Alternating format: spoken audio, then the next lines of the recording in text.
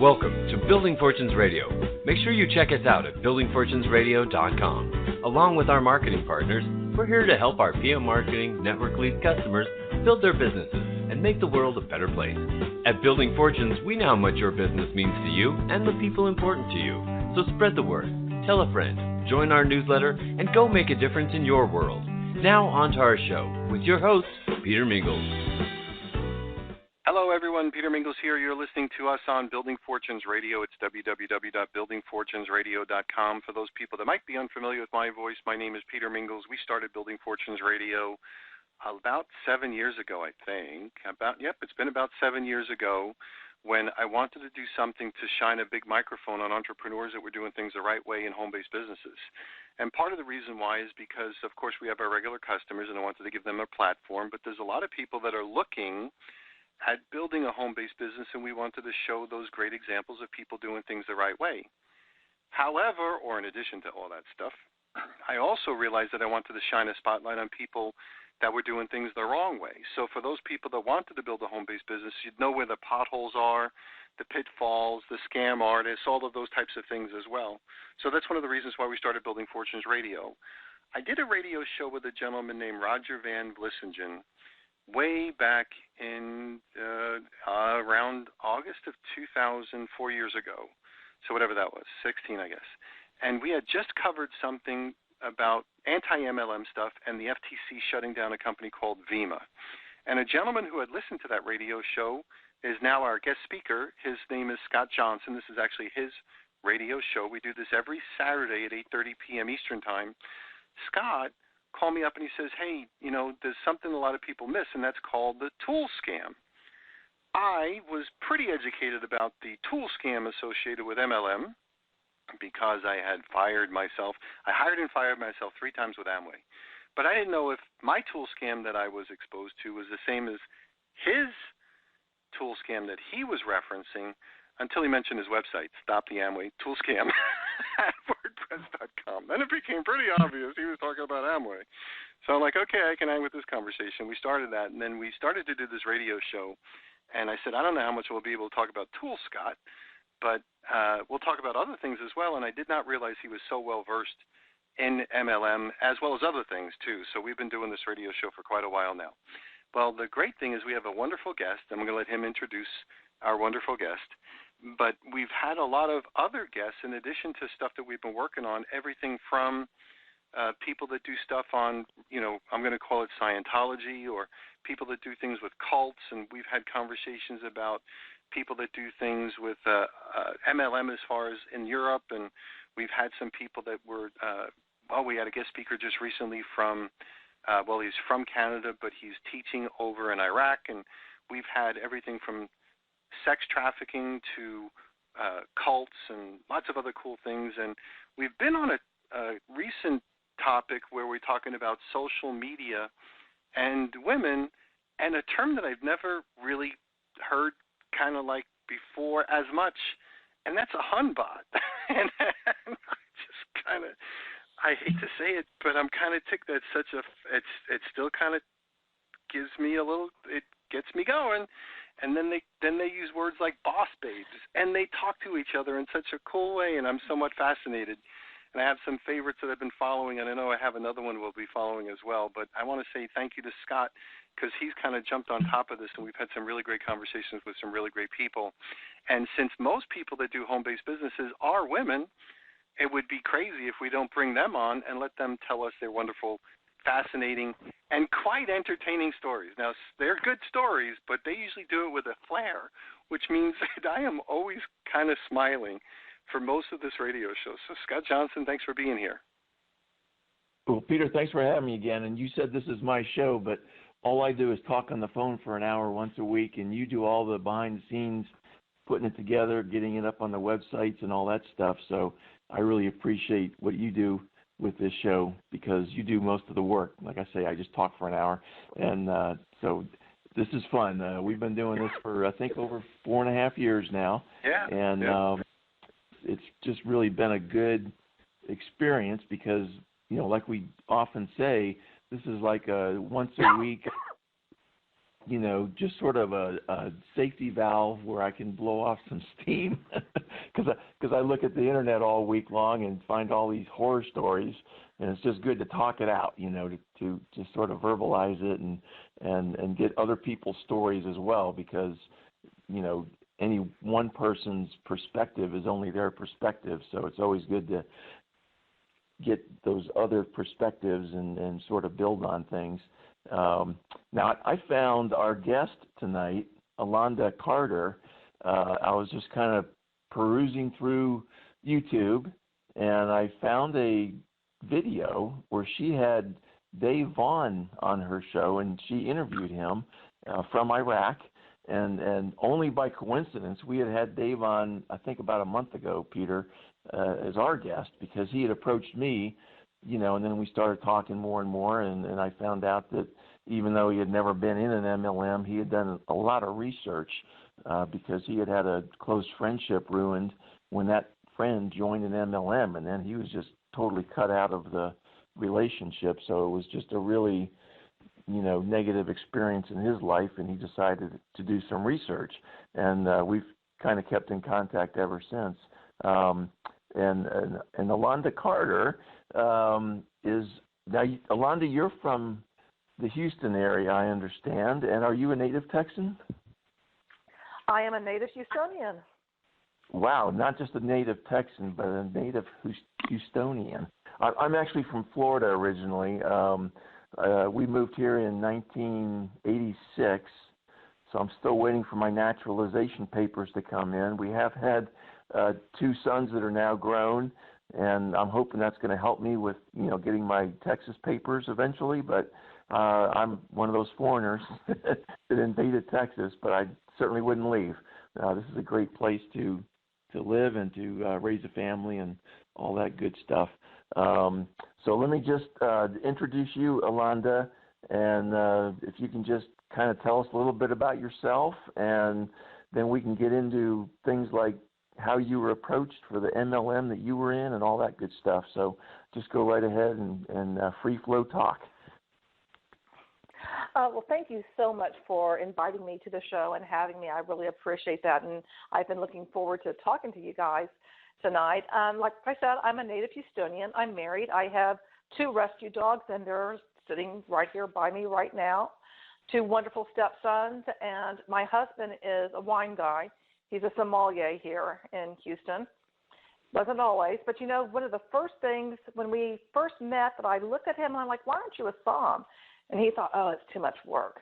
And my background is from having been a classroom teacher, and then I moved into a field that nobody knows what the heck it is. It's called instructional design. And I've designed and developed training for, the U.S. Army, like anti-terrorism, stuff for civil affairs, just all kinds of different things, and soft skills training to proprietary software, safety training, just all kinds of different things. And then things just kind of took a different turn, but that's what my professional background is, and a little bit about my personal life too. And I'm an avid Walking Dead fan. I will slip that in.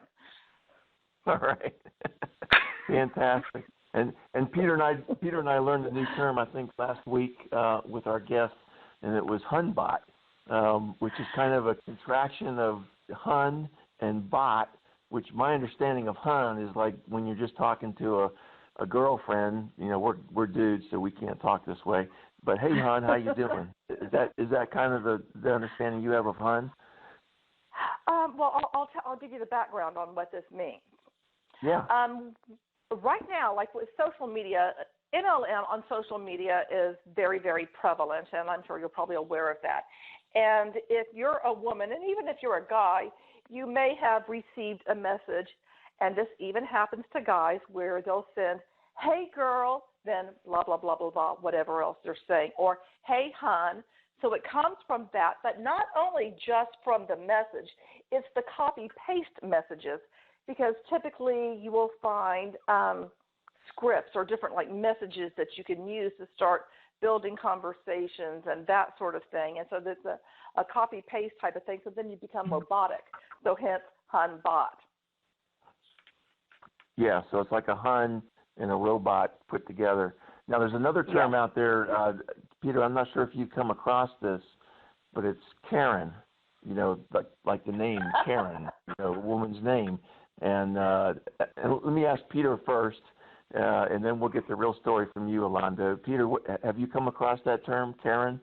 I am completely not knowledgeable about that at all. This is a brand new learning experience here on Building Fortunes Radio. I have no clue what that means.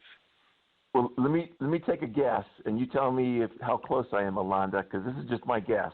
To me, it's just like a common woman's name, and it's just sort of caught on from the standpoint that it's a common woman's name. But then I was thinking about it.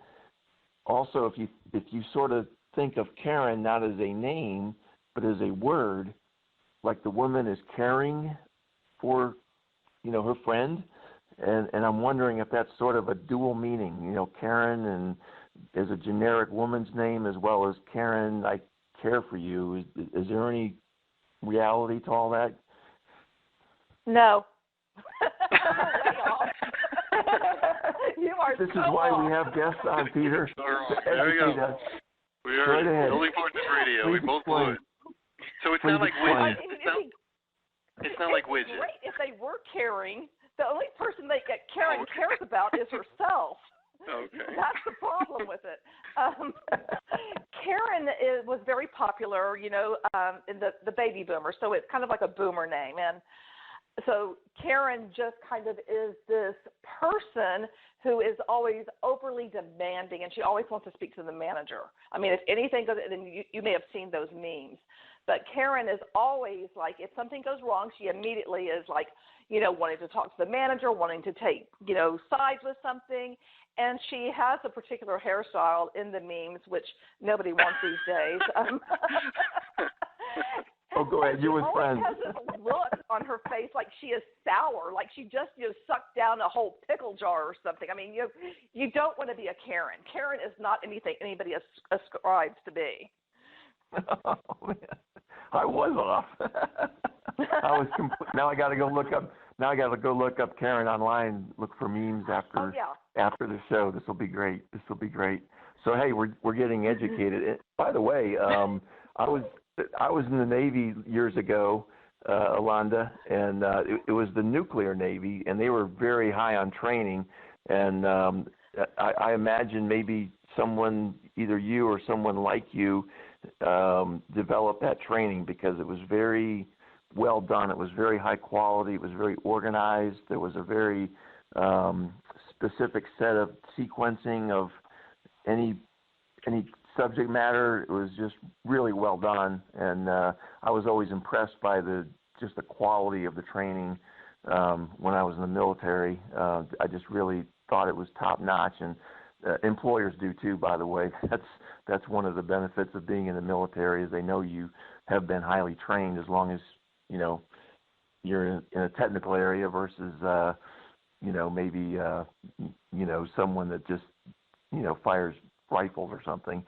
But even those guys are highly trained. So thank you for doing that kind of thing because it really is well done and appreciated for sure.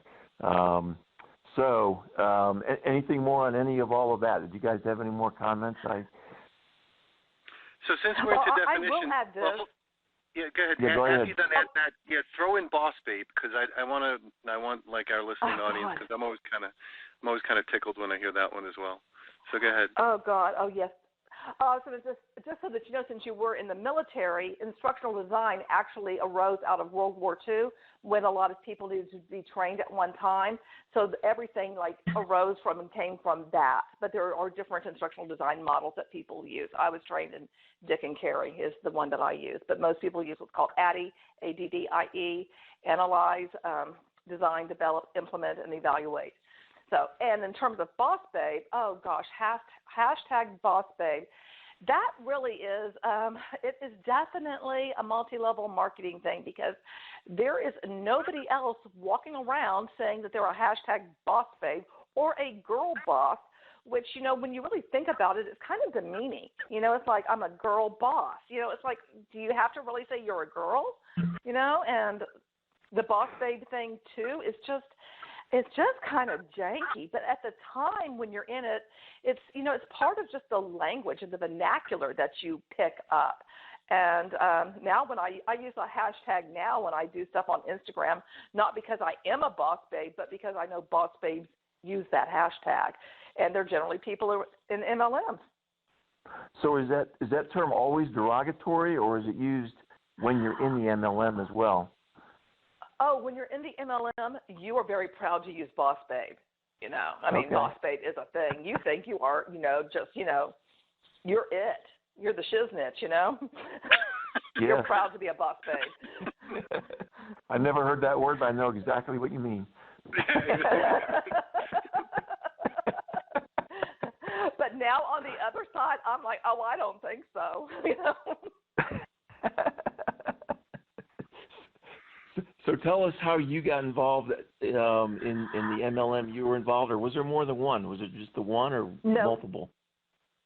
Just one that I was personally involved in. But I will say this, I'm going to tell on my husband, and this is when he was a stay-at-home dad before we got married, and his kids were very, very young.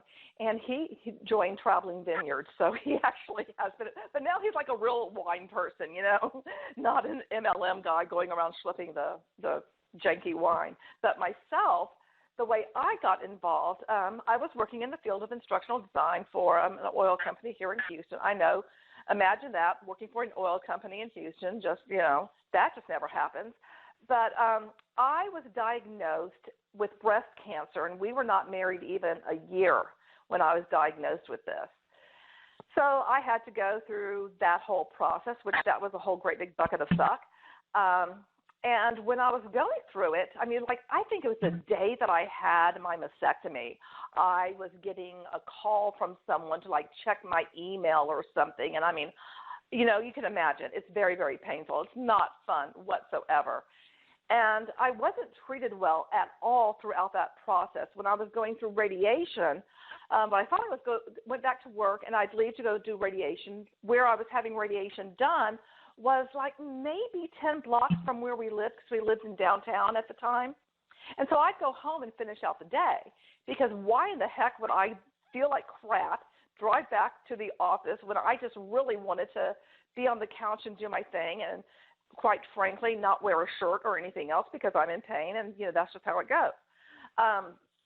And my manager got just all bent out of shape on the fact that I was going home and working after radiation, to the point where she called a meeting with HR. And the doctor that I had that was doing my radiation, this is only the third time in her entire career that she has ever had to, make a call, because she was like, oh, no, oh, hell no, that's not happening. And so she, did what she could to shut that down. But that really was making me very uncomfortable to be treated that way. Well, the day that I went back to work full-time, meaning I didn't have to have any radiation anymore or anything, 80% of the training department was laid off, including myself. And at the time, my husband was a server. I think, had he changed jobs? I think he had changed to where he's working now. And he was a back waiter, where he works, they have a back waiter and then the captain, and there's other people, but there's usually two people on the tables. And I had lost, my income, and I was making a lot of money. And you can imagine, as a server, even though he was at a high-end restaurant, he wasn't bringing in anywhere close to what I was bringing in. And so I just really wasn't feeling like I wanted to do this whole corporate thing anymore, to the point where I was looking around for a full-time job, and I was still going and getting, doctor treatments a lot during this time. And I remember going to this one place and asking if they had work from home, because I was thinking, where we lived. I lived right on Main Street, so the light rail here in Houston goes right across us, and it's real easy for me to get to the medical center and stuff, and that's where one of my doctors was. And they didn't have work from home, and where they were located, it was basically halfway to Dallas. So it's I didn't want to drive back and forth, and I shut that interview down and said you know what, we can just stop talking now, because I was why would I want to do that? It just didn't make sense to me to have to basically half of my day or more just for me to go to the doctor. I thought that was just silly. And so then I thought, you know what, maybe I'll start my own instructional design business. Well, meanwhile, I had met somebody on Yelp, and she was looking to move somewhere too. My husband and I were moving from downtown to somewhere, and we weren't sure where. Well, the person that was looking that I met on Yelp, she moved into the same complex that we moved into. And over time, I found out she was a Beachbody coach. I had no idea what Beachbody was, which, by the way, Beachbody is an MLM. There is Beachbody, Team Beachbody. Team Beachbody is the MLM network, and there's Beachbody Live, which is closing down in March. So there were 3 segments of it when I joined. And, she didn't say, like, hey, do you want to sign up or anything? She would just come over and hang out with us, and then she would mention that she was making 6 figures, and she'd drink our wine and all of that. So I was the one that then was like, hey, well, I want to join. So that's how I got into it, was from a neighbor that lived on the same floor. And have you ever been exposed to MLM before or knew about MLM before that time period? Well, I mean, you know what? What's funny is when you start talking to people, everybody has had MLM touch their life in some way. The earliest memory I have of MLM was when I was going to school. And our school bus was a VW van. And one of our bus drivers was one of the teachers. And he was selling Amway. Not that I bought Amway because I was a little kid, but I remember seeing Amway.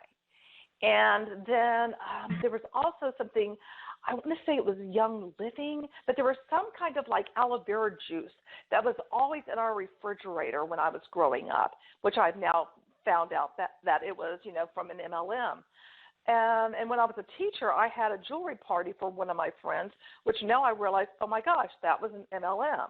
And then my friend was doing a basket, something another, and now I realize, oh my gosh, that was an MLM. So it's been around me my entire life, but I never joined anything until Beachbody. So that's the long answer. No, that's great. So you've never really seen until Beachbody like an MLM marketing plan where they draw the circles and all that stuff, right? Didn't see any, and no circles, nothing was drawn for me. I didn't see jack. Right. Yeah, that's interesting. And I assume your breast cancer was several years ago, and you're completely healthy now? As far as I know, touch wood. Yeah. How long has it been, approximately? It's been about 5 years ago. Yeah. Okay, that's they generally say if you can make it 5 years, you're probably in really good shape. So I hope that continues for you. So you actually kind of got into the MLM yourself, and you weren't even technically approached, I guess, right? I mean, I guess she was dropping hints, but she didn't say, "Hey, let me show you something." That wasn't sort of her approach. It was more laid back and so forth. Is that accurate? Absolutely accurate. Yeah, she's just very smooth in that way. You really think she is your real friend. Was she actually making 6 figures? There is absolutely no way. There is no way with what rank that she had and with somebody else that I actually got their story. There's no way she was making anywhere close to that. Yeah, that's interesting. And then when you joined, did you have kind of a low-key approach, or were you taught to be a little more, I'll say, aggressive or more, what would be the right word, in a sales mode, let's say, or a promoting mode? Well, I self-indoctrinated because she didn't do jack other than like throw me in a group, several groups, and like, oh, well, there's some training there. Go and look in the back office and basically figure it out yourself. That was her approach with me.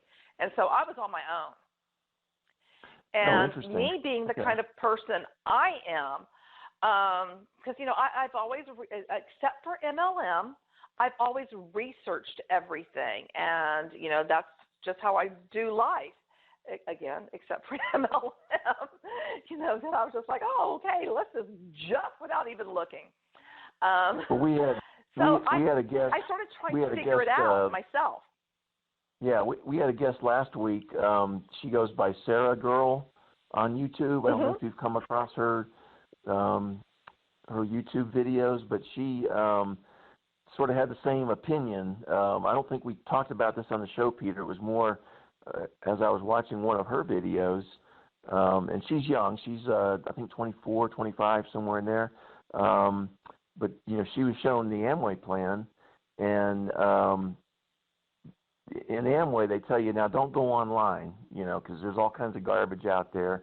We're going to tell you the straight story, and, anyone that has an opinion is a loser or a quitter, or, they know how Amway used to work decades ago, but that's not how we operate anymore. It's not door to door. You hear all these different things.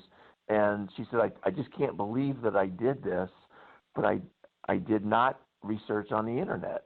And I just can't believe I didn't do it because I research everything. So she had sort of the same reaction you did. Now, were you told not to research on the internet, or you just kind of didn't think of it? It was after I joined, when I was teaching myself and going all over the internet myself, trying to find Beachbody stuff, and I ended up buying something, a membership with Social Team Builders, which at the time it was really targeting just Beachbody Huns, if you will. And then I also did get something through Ray Higdon.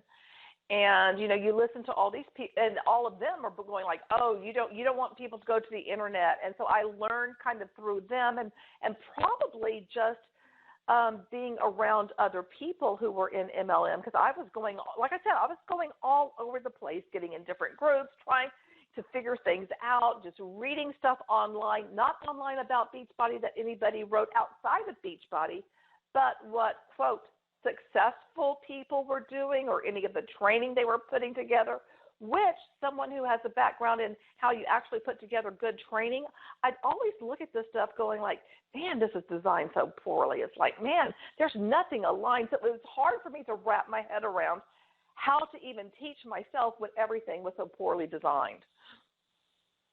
Yeah, coming from that background, I can imagine you just kind of freaked out at the lack of quality. And it's also interesting, you said that you were sent around to different groups, because in Amway there's a very, very, very strong teaching of no cross-lining, which means you don't talk to people that you didn't sponsor or are not in your direct upline.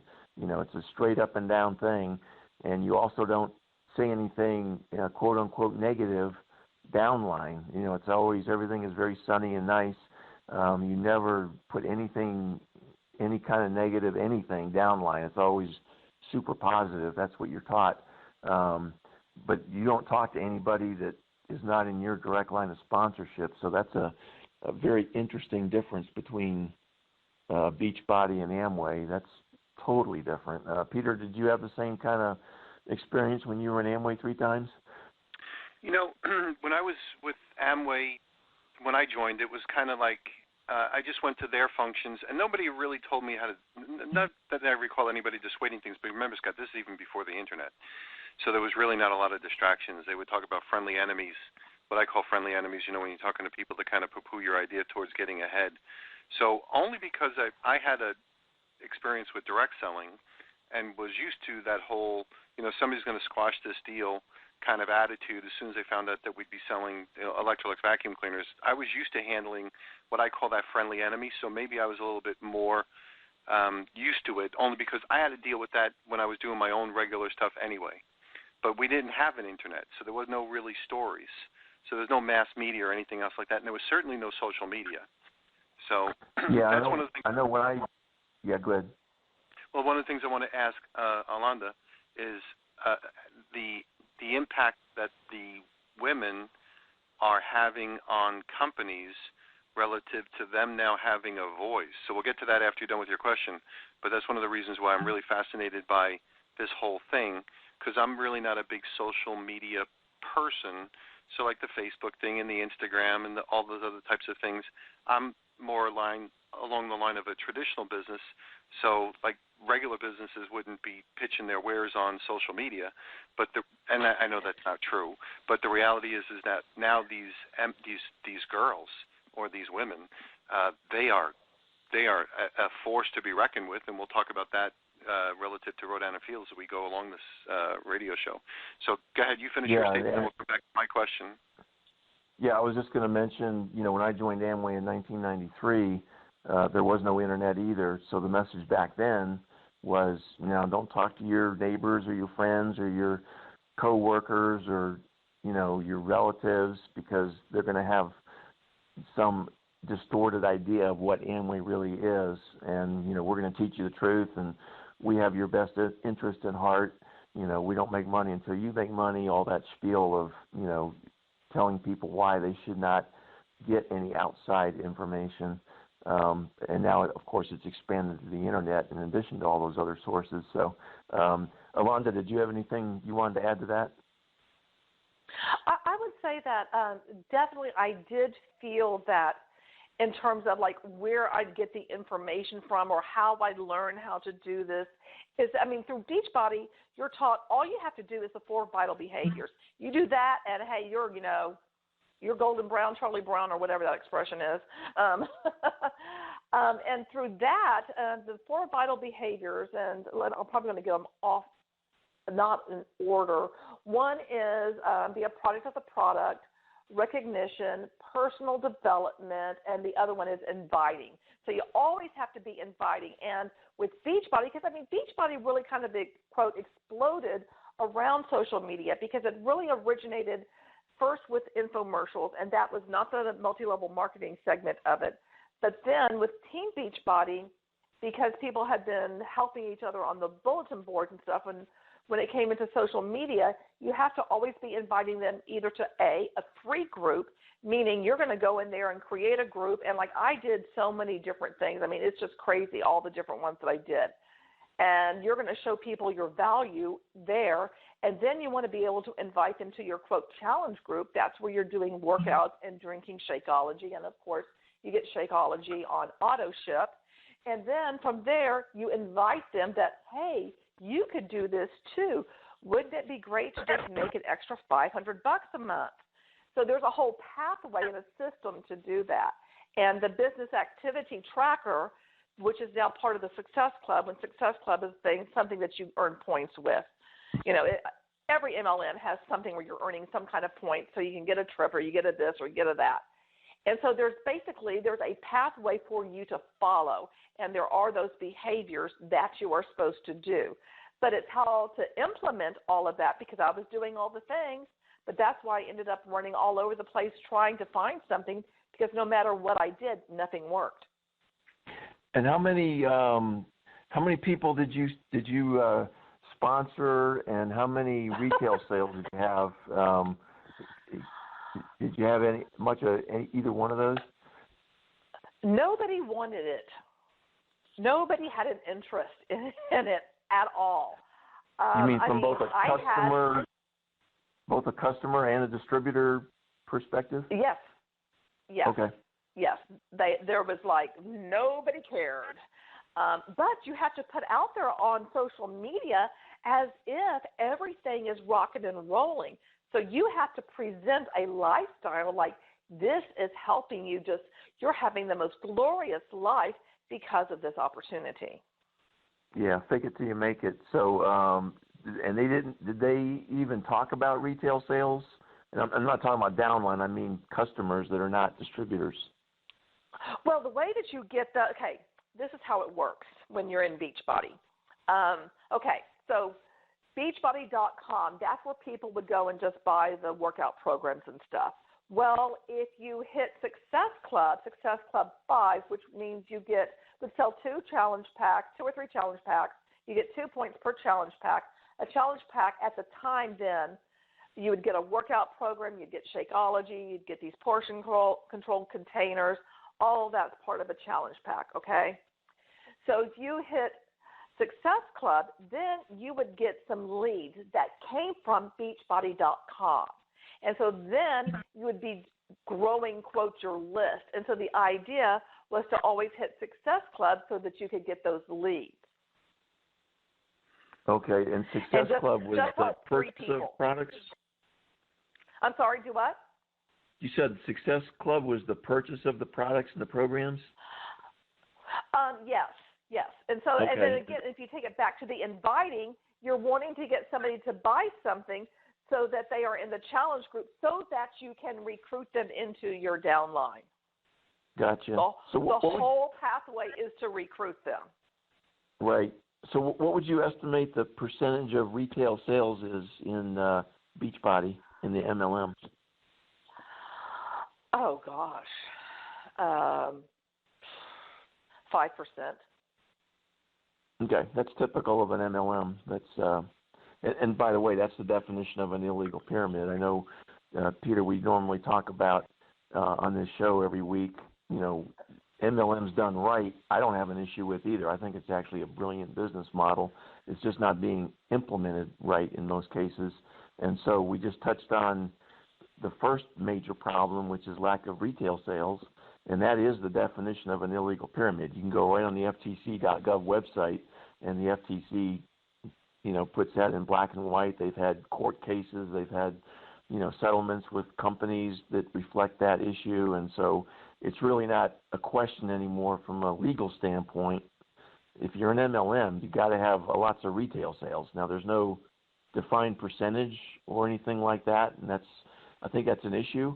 But certainly 5% is not going to cut it. And I think most MLMs have that around that percentage. It's some low, single-digit percentage amount of retail sales. Now, the second problem is what we call a tool scam, and that's where in Amway you're buying tickets for various meetings, you're buying books, you're buying audio and visual recordings, you're buying voicemail, you're buying website access, phone apps. There's all these different costs, and most of this is sold by the upline, not by Amway. And the high level in Amway, from a distributor point of view, which I call the top layer of scum, they make multiple times more from those tools than they do from the Amway products from their downline. And that's why I call it the tool scam, is most people don't have a clue that that's going on. But it's very well documented on my websites. You can actually see these guys that used to be in Amway got kicked out, and then they're saying, oh, yeah, I made, 5 times, 10 times, whatever, more in tools compared to the Amway business. So that's the really big lie in Amway. I think the retail sales is a big problem, but if you have a tool scam like Amway does, to me that's a much larger problem. So it doesn't sound like you were paying a lot for the training. Is that right? Well, it depends. Like within Beachbody, because, quote, there is, and somebody, of course, is calling me right now.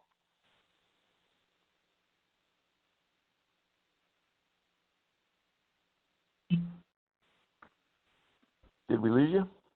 Nope, she's still here. Oh. Okay. Yep, you know what? I think we did. I think she fell off. So okay. While Alonda is coming back, for those people that are looking, this is Alonda Carter. So we'll have a guest page for her. You'll be able to look her up if you wanted to. And then we also have she has a YouTube channel. So, Scott, her YouTube channel is called what? It's called The Recovering Hunbot. And here she comes. I'm bringing her back in. So, Alonda, you're back. Okay. You are back, right, Alonda. now. We just gave out your YouTube channel, just so you know. You're welcome. Oh, thank you. Okay, so you were asking me if we paid for training or if it was, free sort of a thing. And so I'm trying to go over what that is. Beachbody puts together training, so it's in the back office, but typically the, quote, higher coaches, they, quote, I keep on using air quotes, they create training for you, and then you go to team calls as well. And you also have a success partner, which is someone that you work with. And then you go to the Super Saturday, which is a quarterly event, and it's all around the country. and there is the annual conference. Now, in terms of any training outside of that, as you are, quote, rising, there's my air quotes again, as you're rising up through the ranks, which most people don't rise up anywhere, but let's just say that you do. You get to a level that's called diamond. Well, then your upline, she might want you to attend some function by like Eric Worre. And maybe she's going to pay for your ticket to that event, but you're going to have to fly yourself there. You're going to have to, do your own everything else. I mean, I don't know how really that works because I never did any of those things. Or you might be recommended to get some training somewhere like I did when I joined like Social Team Builders, when I joined Ray Higdon's Rank Makers. I heard somebody else that was in a different, no, she was still in Beachbody at the time. She's now in a different MLM that had told me about Ray Higdon. But, you look for other things, and a lot of it is people who are coaching you on how to be successful in MLM. And they usually have been in MLM themselves, no longer are. That's kind of a red flag to me. But now they are teaching you what you need to do to have that success. So there's not an internal tool scam. I would say there's, within the umbrella itself, there's all these peripheral type people that you can go to and spend a lot of money trying to get help from them. Yeah, so it's those third-party guys that are recommended to you, the Ray Higdons and the Eric Worres and those cats, right? Yeah. And how much were all the books? Right. Oh, now, did Beachbody sell the books, or were you talking about the books from those guys? No. We have always have personal development, so that we were always like buying books or listening to podcasts or something, so that we were always getting our mindset right.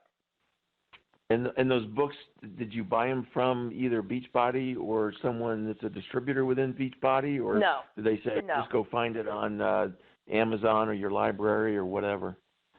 Yeah.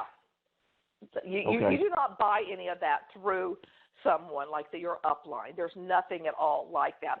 I have found most of the MLMs that I have, researched and talked to people with, most of them don't have a tool scam like they do, like with an Amway. I know there are others that do, but the ones that I have dealt with, they don't have that. Yeah, that's always been my sort of assumption. I try not to talk about other MLMs if I don't know what the deal is.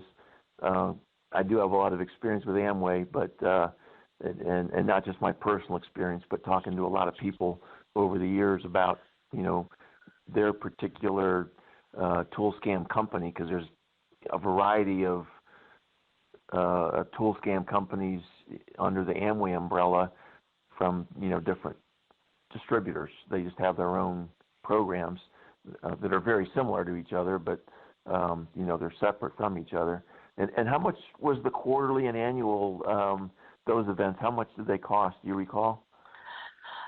To go to the quarterly event, it would depend if you would get like a regular ticket, which I think was like $10. But if you wanted to get the VIP ticket so you could get pictures taken and all of that with someone, I think it was like $50 for that.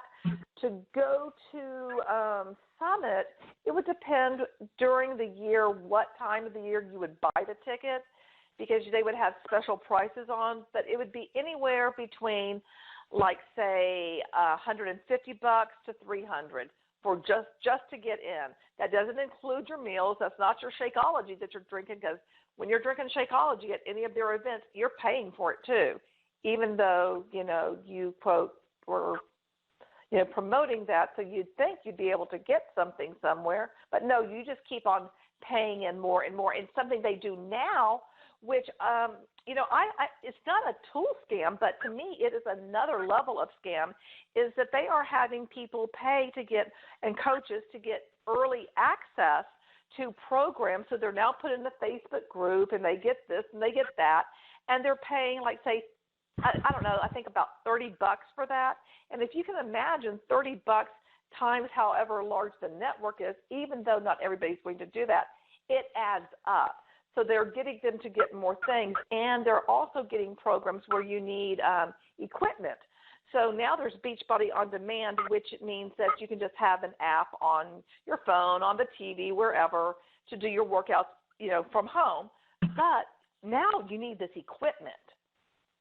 And so they're getting them that way too. And there is pressure from the larger, the more successful Huns in Beachbody for people to buy that stuff, because that's going to give them volume, and that's going to be money in their pockets.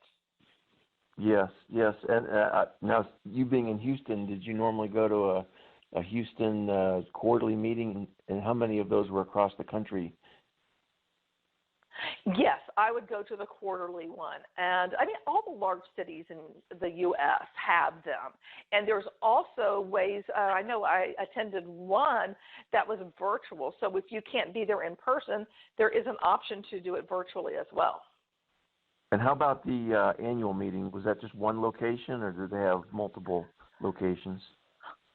One location, and it changes like every 2 years. When I went in 2017, it was in New Orleans. So, we drove there. And I wasn't even planning on going because there had been this upset where the person that I signed up with, she left. She went to another MLM. And then I was moved up on somebody who has an enormous team. And because of that, and because I hit, Success Club and this silly stuff, I decided to go. And my husband, enjoyed going to New Orleans. His sister restaurant is in New Orleans, so it was great for him just to, wander around. So we did it at the last minute. And we stayed in Slidell, and I would never recommend staying where we stayed there because it was like the worst La Quinta ever.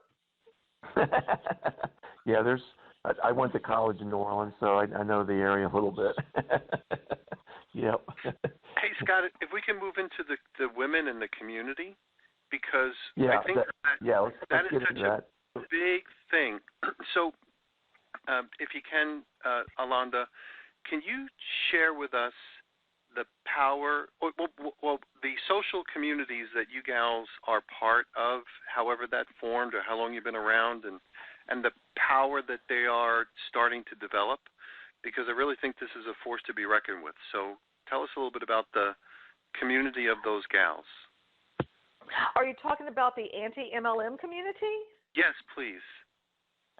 Oh, well, I discovered it because when we moved into where we live now, literally we lived a few blocks away, and we were planning on staying there, but then they decided to sell the place, so, got to move.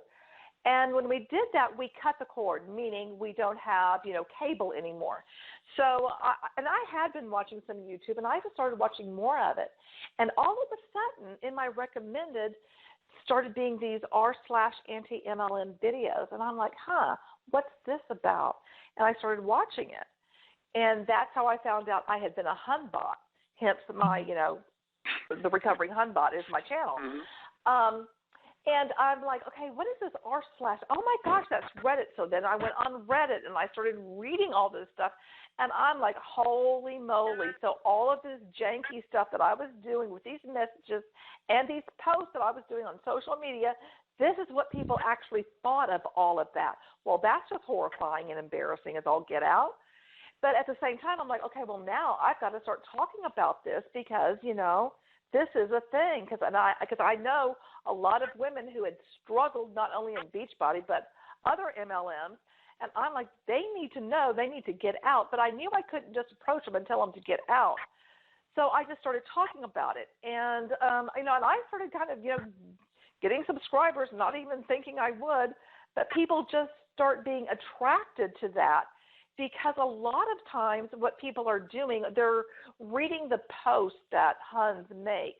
And they're quite, like when you're on the other side and looking at it, it's quite comical because it's just awfulness what you're seeing of what people are putting out there because that's not going to attract anyone.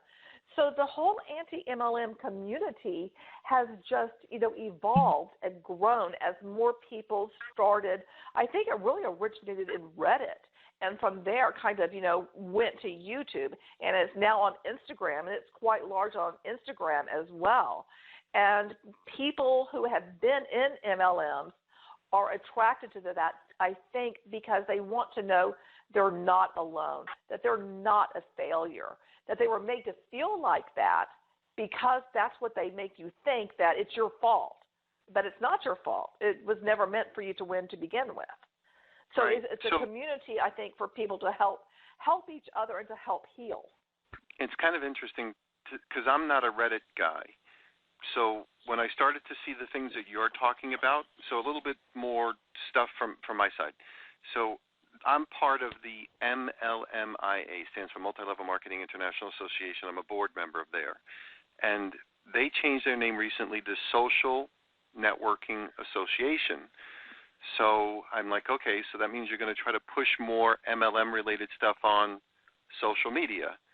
And I'm like, well, I better start really paying attention because if you heard me a little bit earlier, I said I'm really not a big social media guy. So I started to do the research that you're doing, and I'm like, oh, my God, these girls, they're funny, they're pissed, and they're powerful. So I don't know if there's a good acronym in there, but this is something else. And they were all referencing you. What you were saying before, they were saying, this is what I just saw on Reddit. So for those people that don't know what Reddit is, can you explain to them what Reddit is?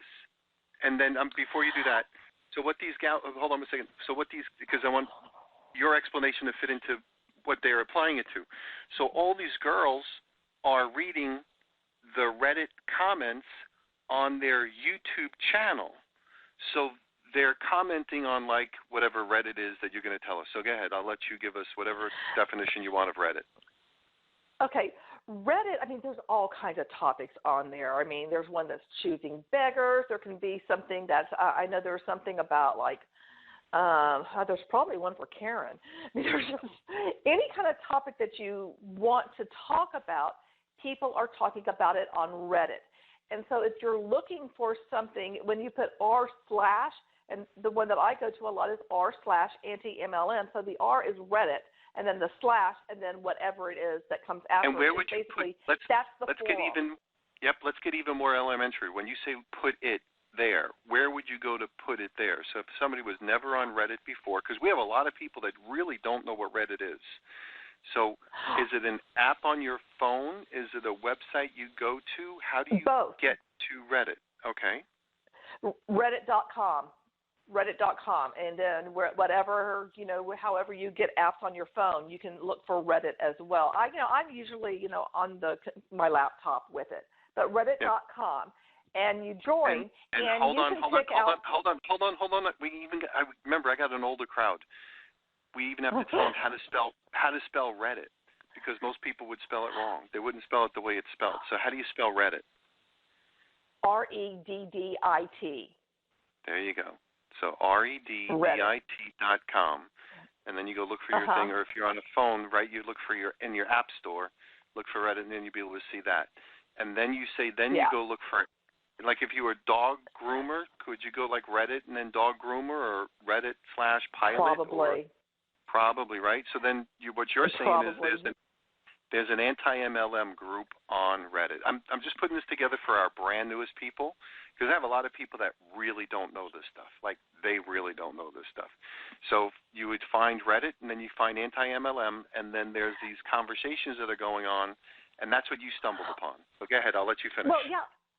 And what people do is they'll take screenshots of a post that somebody put on, Instagram, or that they put on Facebook, and they'll put that post back there, and they, have like a little headline, and then they may say something about it, and then people chime in about it, and it can be these horrible things that people are doing, like, hey, girl, I was just thinking about you. You just look so beautiful, and your dog is so cute. I have this whatever coming up. Would you be interested? I mean, it's just, a way that Hunbots, talk, and they will post that, and people will then read the Hunbot post on YouTube and comment about it. And on Reddit, after somebody makes a post, it's like a forum. Just if you think about, the beginning of the Internet, when there was a lot of just text forums, that's kind of what Reddit is like. About any topic you could possibly think of, you would probably find it there. And people will comment about whatever that post was. And generally, it's nothing very kind. Now, when I've seen I'm kind of into this, right? So usually it's, especially the girls, they're usually pretty girls with makeup on. So they're like younger gals. They're good-looking kids. They got their makeup on, and they're all talking about like MLM companies that sell makeup or leggings or essential oils and all of that sort of stuff. Yeah. And they are, can you describe these gals to us? So, like, I know I could use my description. It sounds like a creepy old man. It sounds like I'm, like, almost talking about pedophile. Well, I mean, are you talking about the women who are in MLM and are posting all of this stuff, or are you talking about YouTube? I'm talking about the YouTubers who are talking about the Reddit stuff, the anti-MLMers, like the gal named Savannah, like I referenced, like Savannah Marie and like Kiki Chanel. Savannah was in 2 different MLMs, and I can't remember which one. So she has MLM experience, and she does other things too, because she also does gaming. And so she, does her gaming stuff, and usually once a week she does an anti-MLM stuff, and she finds something on her own, or she finds something that maybe somebody has sent to her. And same thing with Kiki. Kiki has on Reddit, I can't remember what it is, but there's one of hers there it's a beach body, because I was in Hun Snark. Hun Snark is just a snark on beach body Huns. And she has another one that's like Beach Body Hun Snark or something. And so I think she gets a lot of stuff from material people, just like, will tell her, like, oh, there's this thing that's going on. So, I mean, people find out this stuff in different ways. It depends on how large your following is. And Kiki, I don't know if she was ever in an MLM or not, because she also does a lot of lifestyle YouTube as well, and she does her blog and stuff too. She's not strictly anti-MLM. Yeah, so let me kind of weave this together as far as the reach. So I sit, like I do my thing, and my wife is in the bedroom, and she's watching like YouTube videos with gals or guys putting on makeup, like for hours, like Jeffree Star and whatever the guy. Him. Oh, I'm like, yeah, like, oh, I love him, right? So you gals are sitting there like for hours. Like, how much friggin' makeup can you actually watch? This is what I'm saying. Like how in the world can you watch like Jeffree Star? And who's the other young guy that had the fight with Tiani or whatever the hell, Tiati or whatever the hell name is? James Charles. I'm like, oh my God, James Charles. And so like I'm listening to her, right? Then my daughter-in-law comes over and she's like, oh, I love those guys. So I'm like, I don't know anything about this, but I do know that whenever I went to Times Square, like we all got dragged into the Sephora store. So I'm like, okay. So I'm sitting there and I see this thing, and Kiki Chanel runs a video of why I quit Sephora. So I'm like, oh my God. Like, all right, so I'll watch this for a second because I don't know anything about this, but okay. I'm doing research, remember? So I'm doing research. I'm like, oh my gosh, she's got the makeup girls. Like, these girls are watching makeup. These girls watch this makeup stuff all the time. And now, so we get this huge makeup girl audience. I mean, it's huge. And then she says, oh, Monday's anti-MLM day. And I'm like, oh my God. Like, when I say, oh, my God, like I'm saying it like, Jeffree Star would. so Scott, you got to see Jeffree Star. I don't know. I've never heard of Jeffree Star. Oh, my God. Oh, my God. Oh, you've got to watch him.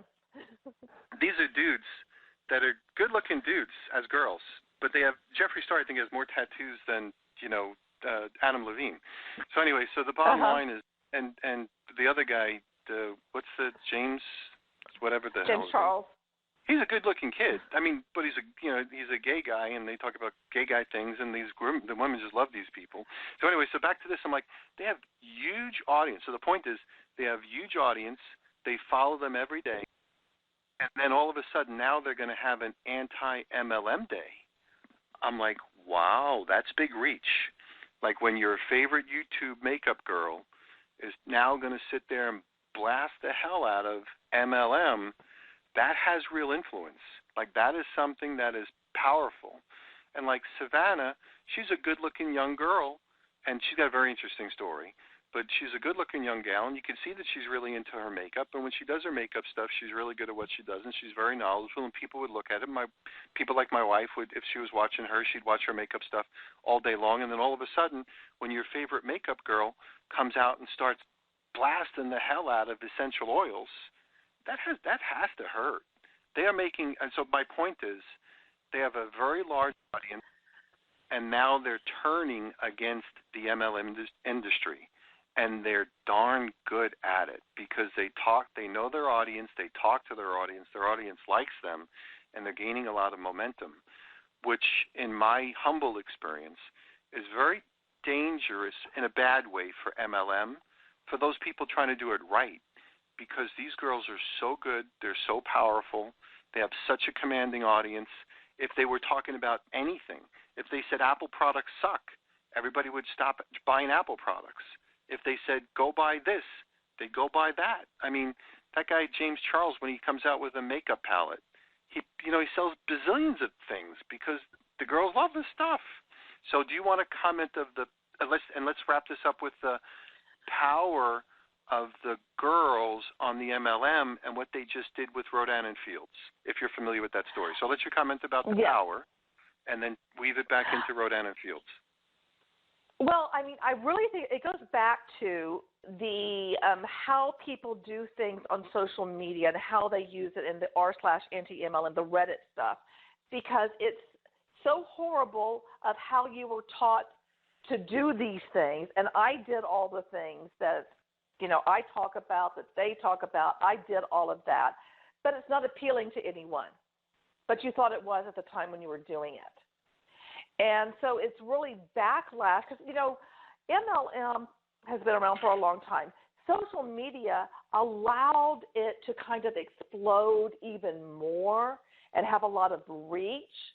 And at the same time, there's also allowed people to come in and say, like, oh, we don't like what you're doing, because I can tell you what. If I get a message from someone, I can tell whether or not they're in an MLM or not by how they write. I can look at somebody's, Facebook wall. I can look at that. I can tell immediately, are they MLM or not? And it's just like a few things. I can look at them and just know.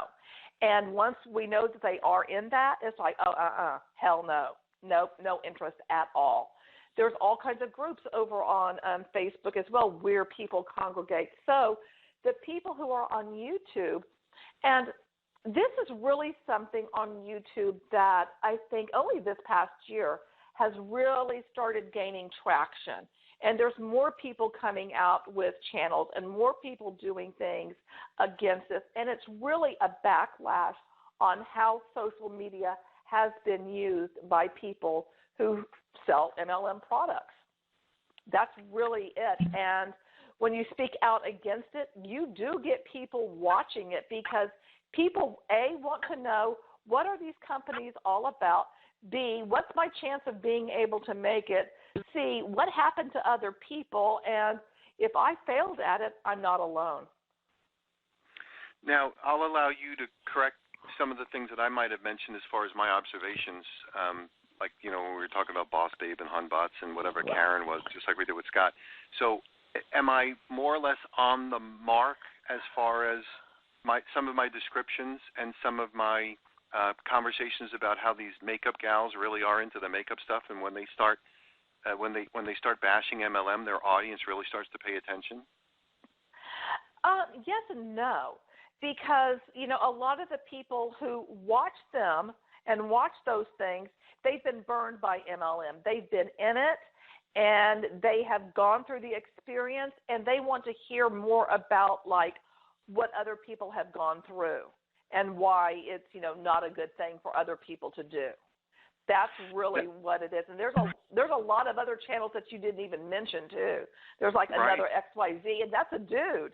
And I did a collab with him. And, there's a lot of them. There's a lot of them, and they're growing, I think, in popularity because I think a lot of people are catching on and seeing that, number one, there's an audience for it, and their audience wants to hear it. So they now do want to hear it. And it is a backlash. It is literally a backlash from how social media has been used. So let's talk about that backlash. A lot of MLMs use social media to promote their business, and that's what the backlash you're talking about, right, Alonda? In the past few years, and I know I've seen this multiple times online where,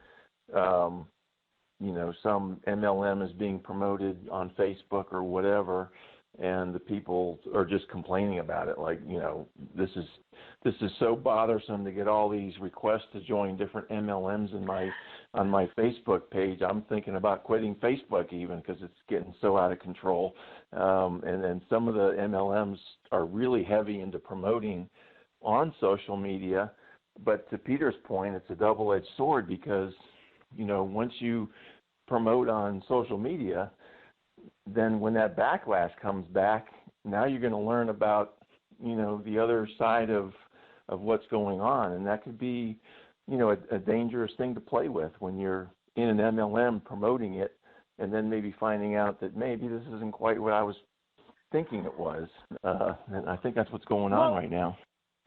And that's where Reddit really comes in because people can go there and you can be called, Happy Peppy Boy. It doesn't matter what your name is. You don't have to use your real name, and most people aren't using their real name. So, it's a real safe place to go and gripe about whatever. And that's exactly what people did. People congregated there griping about all of this stuff and how awful it is. But most people who are in MLM have no idea. They're starting to know because, people are talking about it, that all of those messages, how you're doing posts, inviting people to a group or this or that, people don't like it. They're tired of it. There was a time when it worked, but that window is shutting rapidly.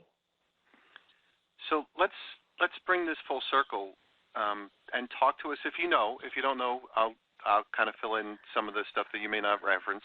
But tell us what just happened this past week with a network marketing company called Rodan & Fields and a pretty well-known makeup company called Anastasia Beverly Hills. So do you want to tell us about that? Yep, sure. What happened was there was a video that came out with Rodan & Fields, and they were just all so excited to announce their collaboration with Anastasia, and it was like some kind of brow kit or something that they did. Well, as soon as that video hit, Twitter went off, and people started talking about it, and they didn't like it. They didn't like the fact that an MLM was connected with a brand that they liked and respected. And people started, I'm probably not going to get the president's name right, because there was a mother and daughter that had the Anastasia, the Beverly Hills company. Thank you. Anastasia is the mom, Novena is the daughter. Well, the people started, attacking Norvina and everything. And so there started being conversations about this. And she basically came out and she was like, hey, I kind of don't know what's going on, but, I don't like this. I listen to customers and, see what's going on. And so they came back out and basically ended their relationship with the Rodan & Fields, the collab, and then put it out like, we were just testing it out. And so now Rodan & Fields is having to deal with the fact that a bunch of people were like, we don't want you doing that with this brand that we like. And so now both brands, as far as I can tell, kind of have a black mark on them from having that even happen. Now, let me underline some of the things you're referencing. Almost everybody on the phone is familiar with Rodan & Fields, even though you don't know it. They make a product called Proactive. So everybody knows Proactive because the acne medicine stuff, you've seen commercials on it forever. That company is called Rodan & Fields. They went MLM some time ago, and they were pretty big in the MLM field, kind of doing their own thing professionally. Then when they connected with this Anastasia Beverly Hills company, that's when there was a huge backlash. Here's the part that I want to underline relative to that Novena gal. Novena, if her reactions were sincere, meaning like she was telling the truth relative to the barrage of complaints she instantly got, one of the first questions that she had to the people that were messaging her is, what's MLM? So that's the way this whole thing, like she got barrage with people saying, how can Anastasia Beverly Hills, which is such a reputable name, be dealing with such MLM scumbags and things like that? I'm sure they said even worse. And the first question was, wait a minute, what are you guys talking about? I don't even know anything about this. Her mom had done this, I guess, without her really knowing. And she said, what's MLM? So if you're looking for like a paper trail, and if she's telling the truth, and there's no reason to believe that she probably wasn't telling the truth, she's like, well, what's MLM? And she's like, hold on one second, guys. This is the first time I'm hearing about this. My mom didn't tell me. Wait a minute. And then, no, we're going to get to the end of this. And then they came up with this story that it was a test. And although they sold a lot of products, now they're not going to do it anymore. But it was the MLM group or the anti-MLM group of people that really shut it down. I mean, they really shut that thing down faster than the damn thing opened up. So if you want to comment, I just wanted to throw out some of those important parts that some people might not have known. And by the way, I would have never known this either. It's just that every once in a while, Monday's Anti-MLM Day, so I go check out my favorite ones, Savannah Marie and Kiki Chanel, because they're pretty entertaining. And here's the other interesting part that I want to mention. They did all the research. Everything that I'm saying right now, I had not researched on my own. I researched from their timeline. So this is what I mean by these girls are smart. They do their research. They're not just anti-MLM to be anti-MLM. They do their research. They document stuff. They educate their people. They are smart people. And I went through the whole thing, and I'm like, you know what? This is a force to be reckoned with. So I just wanted to mention that, and I'll be quiet and let you give us some feedback. But that's just a really great example of how these organizations like yourself, or this, community, let's call it, are making a very big impact on people doing MLM the wrong way. So back to you. The thing that I have found, because I have collected a lot of stories through my Google Doc, and I'm not sure if I turned it off or not, because I know a lot of people don't want to come online and show their face and stuff. Most people that I have dealt with, and even just people who comment on my stuff and that I've just talked to, and and groups on Facebook and stuff, most people, when they have joined a multi-level marketing company, they had absolutely no idea about anything about it in terms of the structure of it, in terms of the building the team, in terms of how many people lose out and how very few people actually are able to make money. And the way that they're able to make money is on the backs of the other people coming in at the bottom. People are absolutely clueless about that. So I'm not surprised that, Norvina would be like, well, what is this? Because those people just don't know about it. But the fact that there is this anti-MLM community talking about it, doing deep dives into different companies, showing income disclosures, going through all of the things with companies, in addition to showing all the janky things that the Huntbots are doing, that is having an impact. And Norvina, being a younger person and on Twitter and everything, because I'm sure she's on everything, she is going to listen to what social media says, because Twitter is usually the first place where people are reacting and talking about something, and stuff will just go off. So for something like that to have happened, that kind of lets you know that people who are younger are becoming aware of what a multi-level marketing company is. And people who are older are as well, because a lot of the people that I deal with, they're, older. And so it's really hitting all spectrums in terms of ages. And so really that's kind of like my take on it, is that, I don't think she really knew anything. I don't think her mom had an idea of what it is or anything. They didn't think anything of it. It's like, oh, this company, Rodan and Fields, they've been around. Whatever. Yeah, we'll do this. I don't know what went down, but I would say it probably they had no idea about it.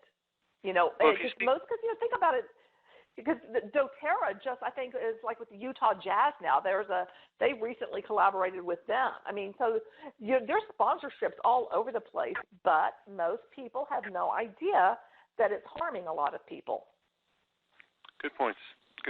And then I think probably most people, when they think of Rodan and Fields, they think about the previous Rodan and Fields, which was the people who did Proactive, the acne medicine, which was wildly successful and probably still is.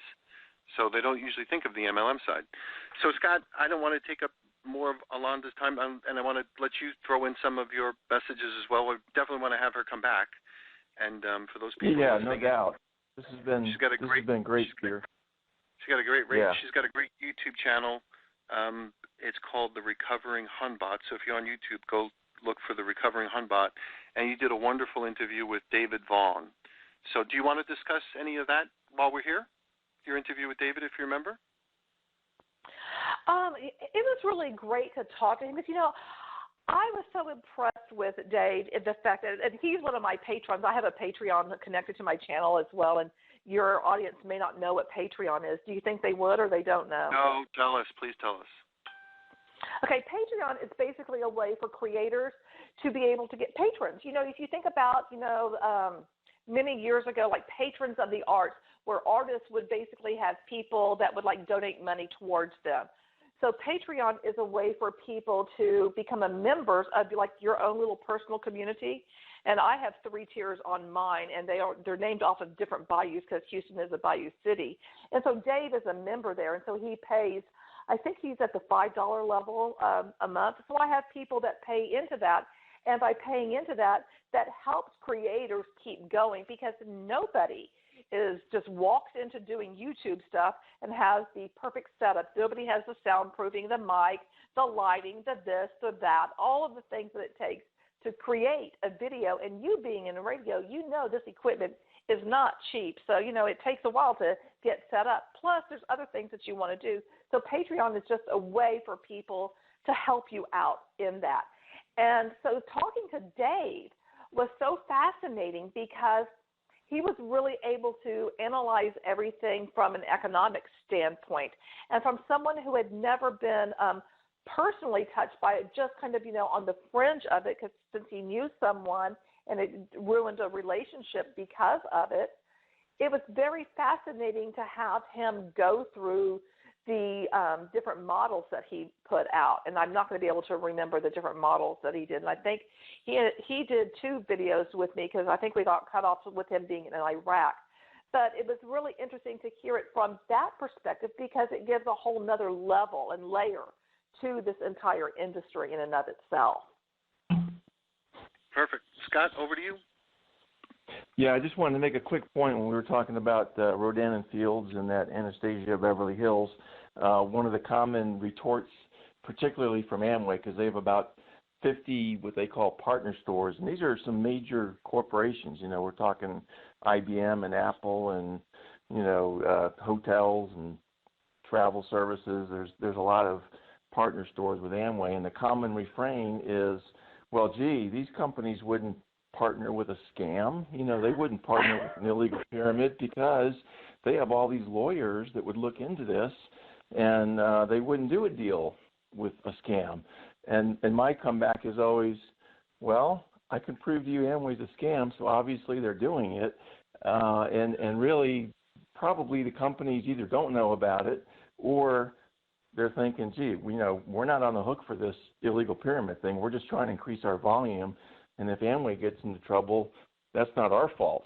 And so, to me, this Rodan and Fields and Anastasia Beverly Hills, it really knocks down that argument that obviously they did not look at Rodan and Fields closely enough, with their attorneys or whoever is checking out the deal. But they had every intent to make the deal.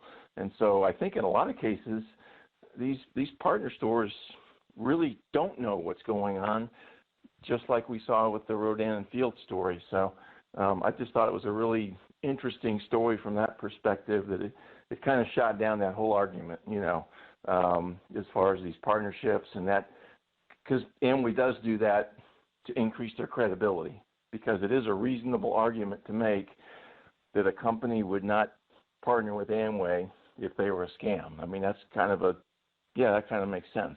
But we just saw that it's not true. So it was just a good example of that concept. So that's all I really had. And I definitely want to have Alonda back here again to talk about more stuff. So I guess one real quick question, Alonda. I guess you got out of Beachbody because not because you were losing money, although I assume probably you were, but it was more because of the research you started doing and you started to see sort of the other side of the argument. Is that an accurate assessment? It is. I mean, there's a whole story of, how I got out of it, too, which, I can tell another time because that's like, a whole nother hour. But yeah, no, I'd like to hear that on a different show. Yeah, that's something I definitely want to hear. Yeah. When I realized what it was, it goes back to people are unaware. People don't realize that this is like endless recruitment. Like you have to keep having those people come in.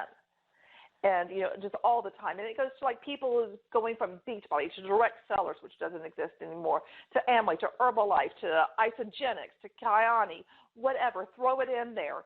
People keep, looking by going to different ones. They have to keep feeding the beast. That's usually what I say, feeding the beast. But people are typically have no idea how all of that works. What they do know is that they see that person who like, oh, they've made it. Look at their fancy car. Oh, and now on social media, look at their lifestyle. Look at that house.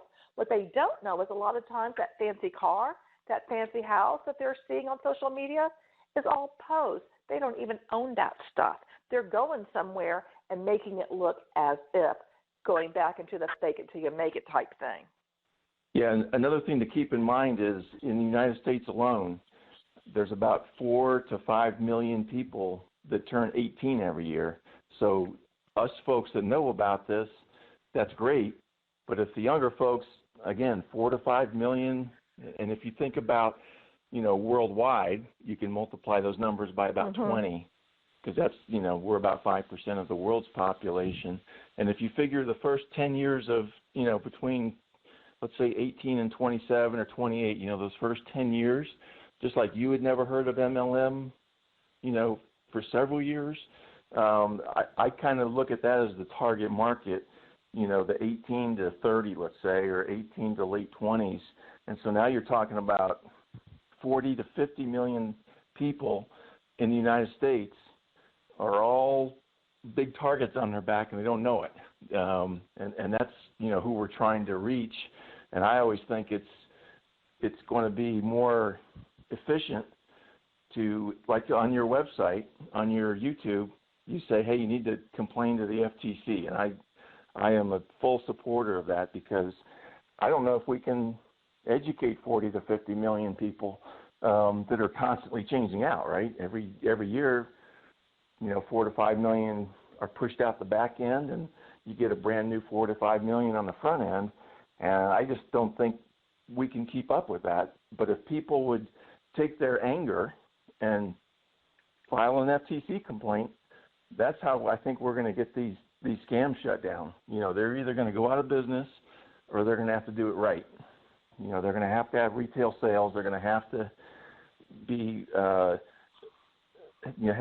some kind of visibility on how much money they're making on the tools.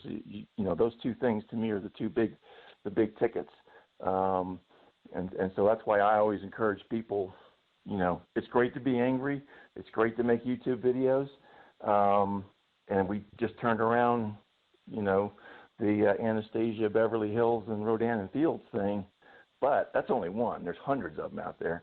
And so making those complaints to me is really the magic bullet that we should really leverage. We really need to promote that part of it, just to be more effective, and that's kind of where I come from. And I'll let you make any final comments, and then we'll wrap this whole thing up. Go right ahead, Alonda. I would say absolutely file with the FTC. Most people, don't do that. I actually made a video on how you do it, and I walk you through where you go and what you do. And I have a link to something else that also helps people with that. But, you're talking about these young people, however many million people become 18 every year. Those young people are on social media. Those young people are on Twitter. They're on YouTube. They're watching YouTube more than they're watching, like TV or anything. So it is very powerful to have that voice on social media because stuff can spread like wildfire, just like what we saw that happened with Rodan Fields and the Anastasia in Beverly Hills. That stuff was shut down because people spoke out. And I think it's very important for people to speak out. So that, again, that helps spread the message by sharing and by letting people know, like Norvina, letting her know, no, I don't like this, because that is a way to get attention. Because we just saw it happen this past week. That collab ended because people spoke out. Yeah, absolutely agree. I mean, that's why Peter and I do the show every week. Yeah, I think that started and ended within a week. Like it was up and down within a week. So that's kind of And I tell you this, it'll start going faster too. Now that it's happened once, it'll be even quicker next time. Yeah, people will be alert and looking for other similar situations. I totally agree. Okay, so if you want to see more of Alonda's stuff, you can find her on the YouTube channel. You go to The Recovering Hunbot, and you'll be able to find her right over there. And then we'll have a page up on the website as well on buildingfortunesradio.com. You'll be able to see this one, and then we'll have her back, and she'll have another radio show with us, I hope, sometime soon. And, Scott, I think we're done. So great stuff. Great stuff. We learned some stuff, and I think, Scott, you have some research because, man, you got to pick up on your makeup videos. You got to. I know. I feel like I'm really behind the times here. Not that you have extra time, but you just start off with Jeffrey Star. That's all you have to do. Jeffrey, but it's Jeffree. That's the way he spells it. Just start there. Then you're done. There you go. But they watch him. You'll see millions and millions and millions of videos, millions and millions and millions of views on these people's things. So they're a force to be reckoned for sure. Okay, so we're done, everybody. Thanks, everybody. We will be back next week. And Alonda, thanks for spending some time with us, and thanks for all your wonderful stories and the ones we're going to hear from you sometime in the future. We'll catch everybody next time on Building Fortunes Radio. You've been listening to Building Fortunes Radio on buildingfortunesradio.com. Thanks for listening. Be sure to check us out every Friday at 5 p.m. Eastern Time for the designated Building Fortunes Radio segment with Peter Mingils. Be sure to check out the buildingfortunesradio.com website for our featured segments. It's been our privilege to have you listen in. At Building Fortunes Radio, we wish you the success you deserve and are willing to work for. So spread the word, tell a friend, join our newsletter, and go make a difference in your world.